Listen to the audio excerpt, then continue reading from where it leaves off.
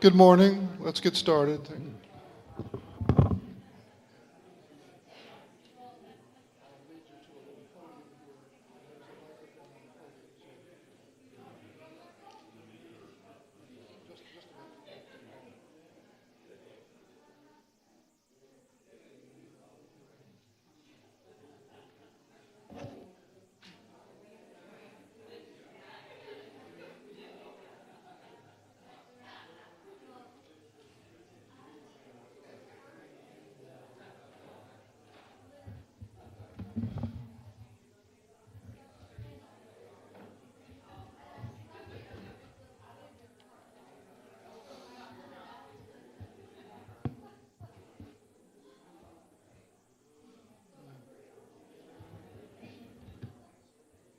So today we have a guest that I'd like you to hear from for a few minutes here before we resume the class. Brother Glenn Langston is here. He is originally from Ireland. That's why Glenn is spelled Glynn, I suppose, from the Irish spelling. And he currently lives in Lafayette, Louisiana. And as you can see, he is blind, and he has dedicated himself to a ministry of providing Bibles to blind people worldwide, including primarily these days audio Bibles, but also Braille Bibles for those who know how to read Braille. And so I would like for Glenn to say a few words to us about his ministry, especially if anybody here would like to help support that ministry.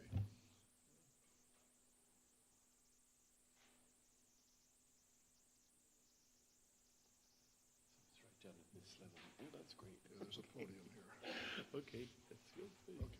Good morning, everyone. I was here 5 years ago, and to me, you look just as good as you did then.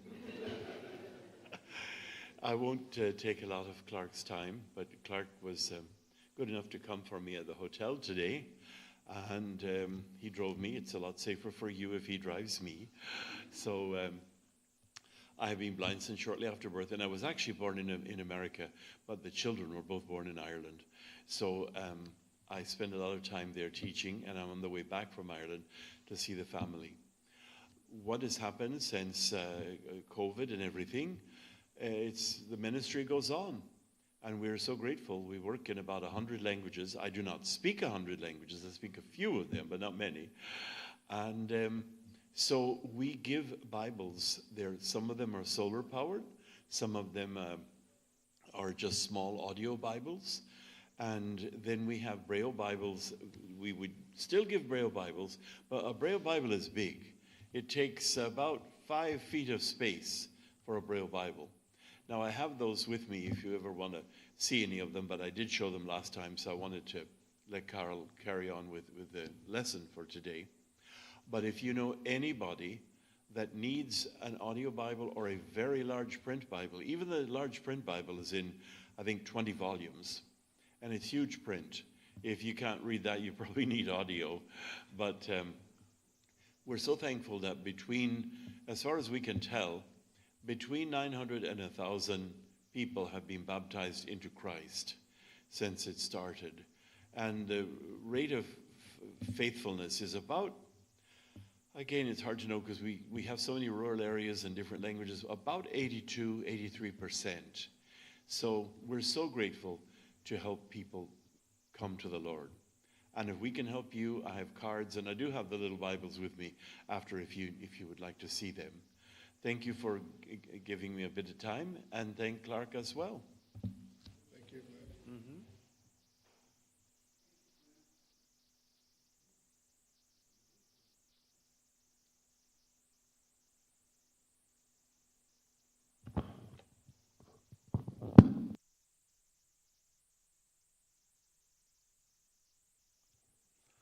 Thank you, Glenn, for remembering us and coming back.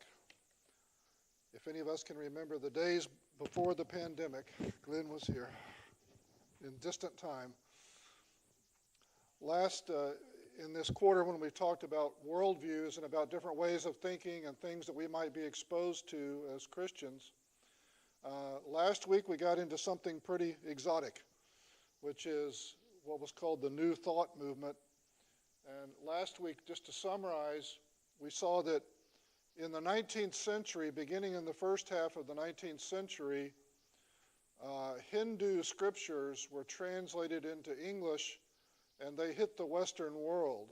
And some people became extremely interested in these concepts from Hinduism, and some of them tried to blend Hindu ideas into Western ideas, including those who tried to blend the ideas into Christianity. The first influence was on the movement that was called Transcendentalism. Henry David Thoreau, Ralph Waldo Emerson, the poet Walt Whitman.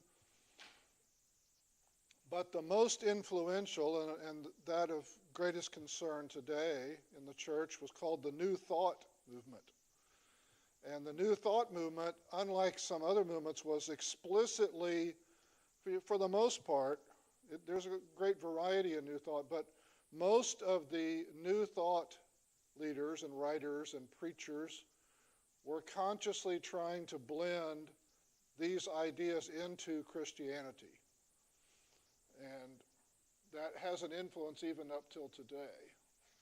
The main idea in the New Thought movement that they were trying to blend into Christianity was the word from the Hindi language, Maya.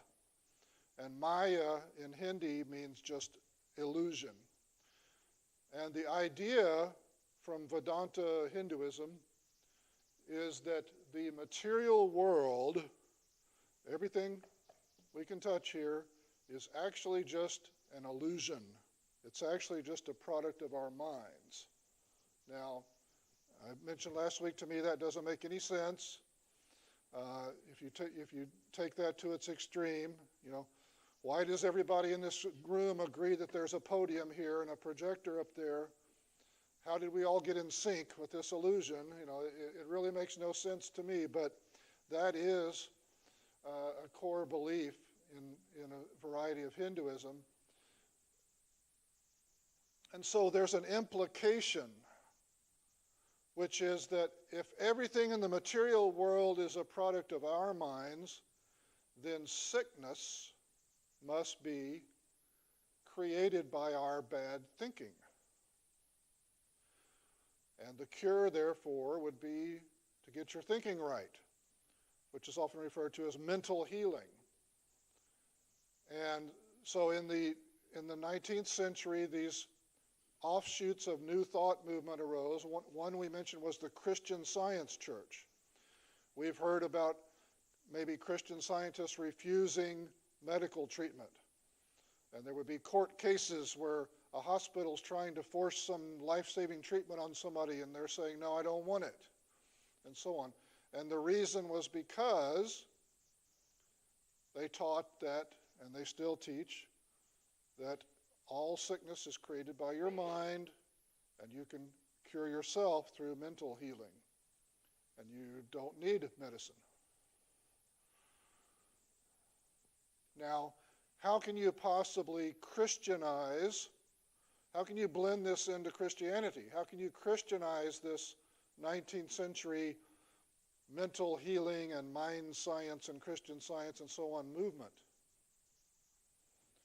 Well, if we look at the New Thought way of thinking, there's a simple logical progression, which is start with the concept of Maya, that the material world is an illusion. Therefore, sickness must be caused by the mind, must be caused by bad thinking. Therefore, the cure for sickness is good thinking or mental healing. Now, how would you modify that to Christianize it? Well, beginning in the late 19th century and continuing into the 20th century, there were some Christian teachers who modified it. How can you do that? Well, first of all, strike out that first one. Except for the Christian Science Church, it's very rare for anybody to try to teach Westerners that there's no such thing as the material world. That's a pretty tough sell to Westerners. We're very scientifically oriented and so on, and almost nobody's going to believe that.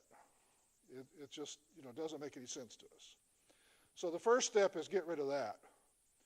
But you'll notice that step was foundational because step 2 says, therefore. Step 2 is an implication from step 1, and now we've gotten rid of step 1. So step 2 in the Christianized version is to simply turn it into an assertion and call it weak faith rather than bad thinking. So now we have sickness is caused by lack of faith or weakness in faith. And that's just an assertion. Therefore, the cure is stronger faith, faithful thinking. Mental healing becomes faith healing. Now, that's not to say that everyone who has ever tried to practice faith healing comes from this stream of thought, but we're going to see that a lot of them did. And one of the key takeaways to this, if you want to stop and think, how does the healing ministry of Jesus Christ relate to these concepts? Think of all the times that Jesus healed someone. If this new thought were true, wouldn't Jesus have healed somebody in front of an audience of onlookers? Wouldn't he have ever taken the opportunity to say to those onlookers, this man's swelling or paralysis or withered hand or whatever, this man's sickness was caused by his weakness of faith. Therefore, let me warn you, unless you have strong faith, you'll end up in the same place he was. And yet, in all of the healings of Jesus, he never said anything of the kind. How could he possibly pass up the opportunity if all the sickness that surrounded him was due to bad faith, or weak faith? How could he never come out and say it explicitly? With all the people he came into contact with, all the people he was trying to teach, all the people he was trying to challenge with his teachings, Jesus Christ never said that. That really makes no sense, does it? I mean, that he could wait, he could just leave it unspoken and wait until the 19th century for us to figure it out. Is that believable? But we have teachers today, televangelists and so on, who are on this track, as we will see. So what I want to look at today is what you might call the family tree of this new thought movement, and we'll see how one person says, this guy was a great teacher, he influenced me. And you can follow this chain back to people who got their ideas straight from Hinduism. Now, we saw last week that the man who's often called the father of New Thought, P.P. Quimby, and all of this started in New England, the Transcendentalists, the New Thought. P.P. Quimby lived primarily in Maine, and he used hypnosis and other mental techniques to try to cure people of their ailments. And one person who had back pains that were limiting her was named Mary Baker Eddy. And she came to him and she claims that he healed her. And then she founded the Christian Science Church. And she, at first, in her earliest writings, she spoke highly of P.P. Quimby. But then she started to try to hide the influence and not mention him anymore and claim that all of her ideas came directly from God to her in Revelation. But you can actually line up his writings and her writings and see that his earlier writings had all the ideas directly that she ended up teaching. Now, Quimby had influence on a man named Charles Wesley Emerson. no relation to Ralph Waldo Emerson of the Transcendentalists. Charles Wesley Emerson was widely read in various religions.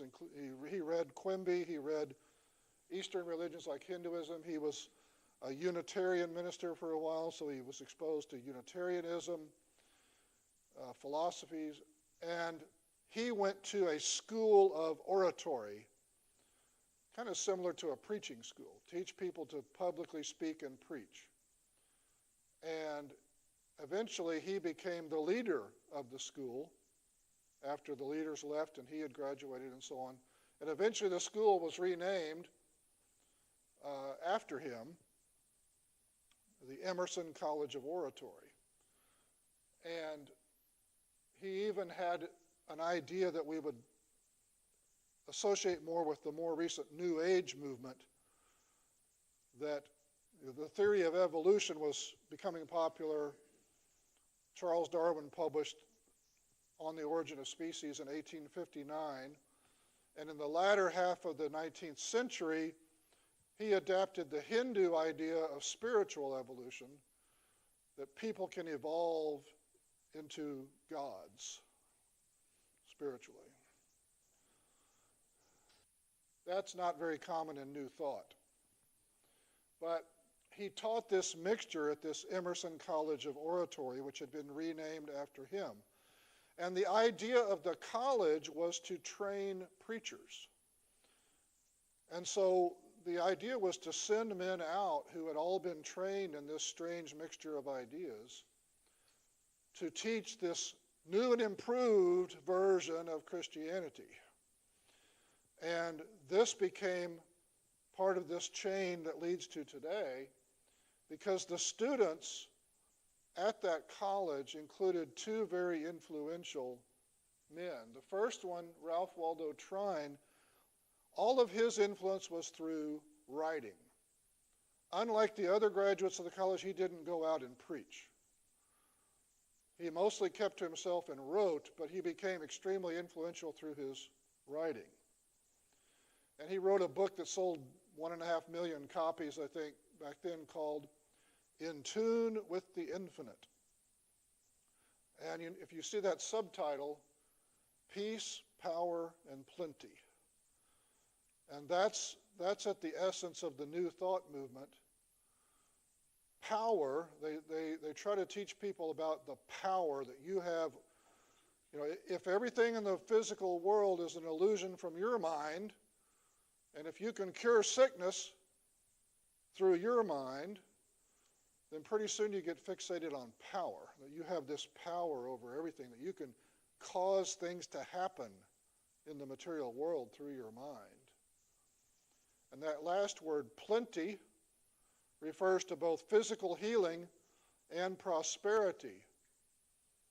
And if you're familiar with what's often called today the prosperity gospel, which is popular among TV preachers, and sometimes referred to as the health and wealth gospel, you can see what track we're on here, because it all goes back to the New Thought movement.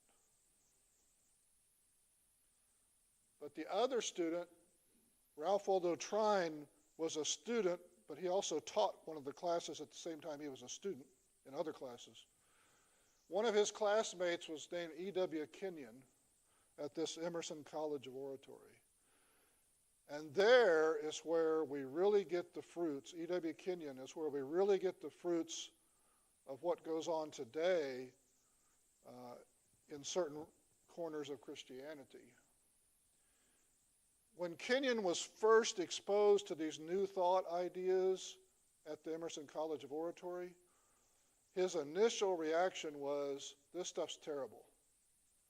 He used words like hellish and devilish. He was very severe in his critique of it. But then if you follow his writings, he kind of becomes somewhat mild in his critique of it. And then he passes into a phase where he says, you know what? This mental healing stuff is a challenge for the Christian church. Because the Christian churches that he was exposed to in New England, like Unitarianism. Unitarian church is kind of similar to the worldview we looked at called deism, where the idea is that you can use your rational mind to figure out all right and wrong and your own salvation and so on. It was very rationalistic, not very supernatural at all.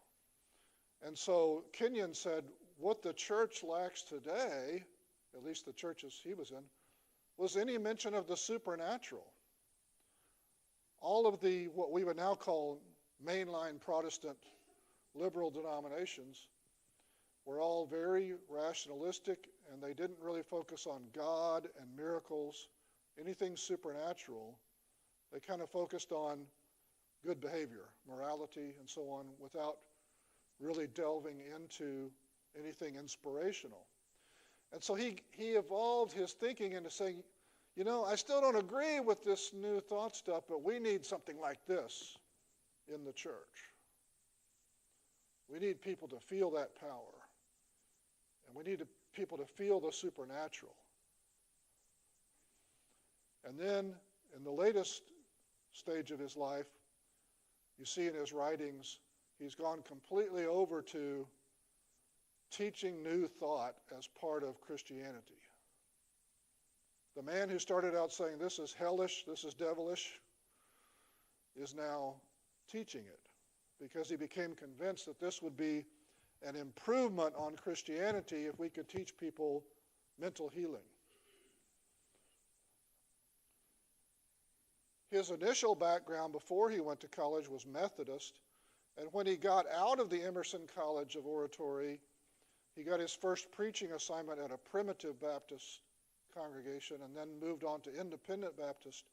So these are often called non-aligned Baptist sects. They're not part of a Baptist convention or anything. And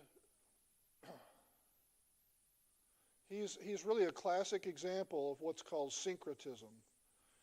We've talked about this going all the way back to the Old Testament, when people didn't give up their faith in God to follow after idols. They tried to do both. They tried to have it both ways. They tried to mix worshiping Baal with worshiping God. See if they can get the benefits both ways. See if they can get some pagan benefit on their harvest or whatever.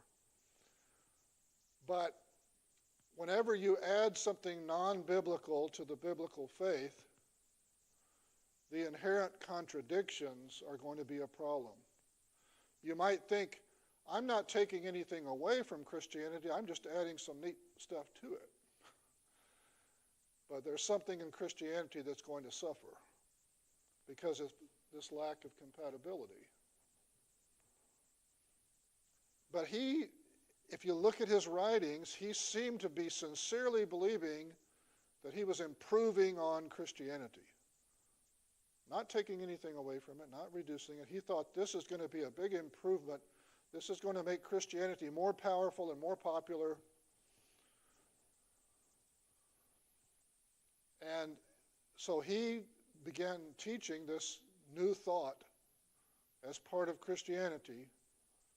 And it influenced a lot of later faith healers, prosperity gospel preachers.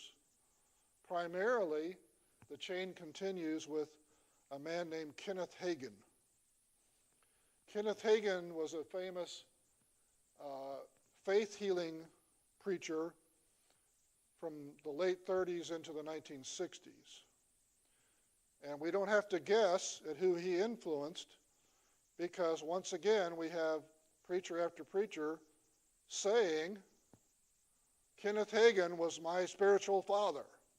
That's how I learned to preach. That's where I learned the faith healing that I'm teaching you. So there's not any guesswork involved here in these movements today. Now, kind of like Mary Baker Eddy said, I got everything directly from God, but then you can look at her writings and say, look, she got it from P.P. Quimby, the man who supposedly healed her, that she started out praising and later tried not to talk about. Kenneth Hagin has all these claims that Jesus visited him and the Holy Spirit came down on him, and he was walking across the room from one room and back, and suddenly he had this revelation, and all came directly from God, but you can see the plagiarism. I was going to bring a book, but I didn't have time and space to put it into slides. But they have columns, left column, E.W. Kenyon, right column, Kenneth Hagin, and I mean it's word for word plagiarism for paragraphs at a time. But Kenneth Hagin's claiming he got it all straight from God, even though he obviously got it from E.W. Kenyon. Now, Mary Baker Eddy at least did some rewording of what she stole from P.P. Quimby. It wasn't all word for word. When you see them in parallel, it's like same idea, but certainly not word for word. She actually did some word for word stealing from another author to a lesser extent.